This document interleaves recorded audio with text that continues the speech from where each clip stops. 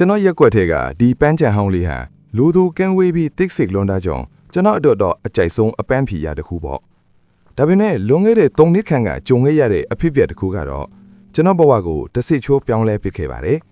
တညမှာတော့စိတ်ပင်ပန်းတာနဲ့ညအတန်းကောင်ရန်ကြီးပန်းချံထဲကိုလမ်းလျှောက်ထွက်ခဲ့မိတယ်ပန်းချံထဲမှာလူချိုးရှိနေကြတော့ပဲအချို့ကအဖော်နဲ့စကားပြောနေကြတယ်အချို့ကတော့ခွေးလန်းလျှောက်နေကြတာပေါ့အရာအလုံးကပုံမှန်ပါပဲဒါပေမဲ့ပန်းချံအလဲကရေကန်နာရောက်တဲ့အခါမှာတော့ကျွန်တော်ခြေလမ်းနေတွန့်ခနဲ့ရက်သွားခဲ့တယ်ရေကန်ပေါင်းပေါ်မှာအမျိုးသမီးတစ်ယောက်ဟာရေကန်ဘက်ကိုမျက်ငါမူပြီးကြောခိုင်းထိုင်နေတယ်ထူးဆန်းတာကသူမရဲ့အဝတ်အစားတွေဟာရေနွေးဦးနဲ့လောင်းချထားသလိုတောက်လျှောက်ရေတွေဆူရွဲနေပြီးမြေပြင်ပေါ်မှာရေကွက်ကြီးဖြစ်နေတာပဲ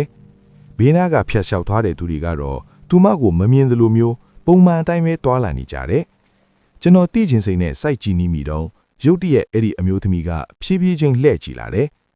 သူမရဲ့မျက်နှာကဖြူဖြော့နေပြီးအန်အိုးတုံလွတ်နေတဲ့ပုံစံမျိုးနဲ့ကျွန်တော်ကိုစူးစူးဆိုင်ဆိုင်ပြန်ကြည့်နေတာသူမရဲ့နှကန်းတွေကတုံရည်နေပြီးတစုံတစ်ခုကိုပြောဖို့ကြိုးစားနေသလိုပဲအဲ့ဒီအချိန်မှာပဲဘေးကလူတစ်ယောက်ဟာသူမထိုင်နေတဲ့နေရာကိုဘာမှမရှိသလိုမျိုးဖြတ်နှင်းသွားတာကိုမြင်လိုက်ရတဲ့အခါကျွန်တော်တကူလုံးကြက်သီးတွေထောက်သွားတော့တယ်သူမကိုငါတယောက်ပဲမြင်နေရတာလားဒီအတွေးဝင်လာတာနဲ့ကျွန်တော်ကြောက်လန့်နဲ့လှည့်ထွက်ခဲ့ပြီးအိမ်ကိုအပြေးအလွှားပြန်လာခဲ့တယ်အိမ်ထဲရောက်လို့တကားကိုအလော်တကြီးပိတ်လိုက်တဲ့အချိန်အသက်ကိုပြင်းပြင်းရှူရင်းရမ်းပြန်ကိုငုံကြည့်လိုက်ပြီးတော့ကျွန်တော်အိမ်တကားဝကန်ဒီအခန်းထဲအထိရေဆိုနေတဲ့ခြေရာလေးတွေကတန်းစီပြီးရှိနေတာကိုတွေ့လိုက်ရတယ်